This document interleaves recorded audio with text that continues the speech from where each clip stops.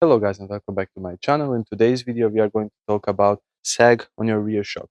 To be accurate, we are going to talk about how to adjust the sag on your rear shock. Let's do it. When we are talking about the bike adjustments, that should be the first thing to check on when you're adjusting or assembling your bike. Why is the sag so important? Because he's absorbing the impacts on your frame and makes your ride smooth.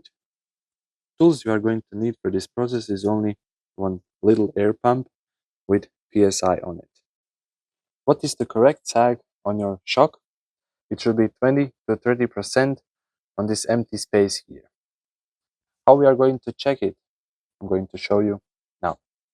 First step you are going to take is to push this little ring up to your shock.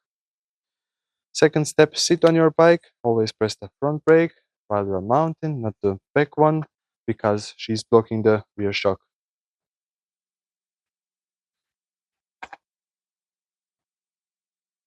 Okay, that's it. Let's check our shock. Okay, as you can see, we are on about 15% here. That's not good. We need to add some air. Here we have an air valve. Remove the cap. Mount the pump.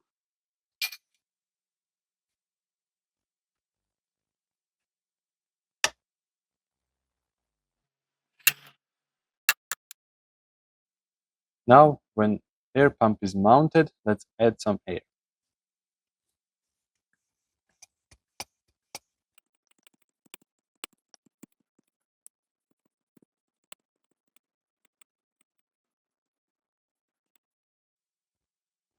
Okay, we are now on 200 psi.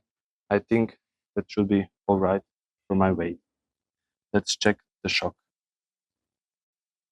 Pump is removed. Now sit on your bike and do your testing.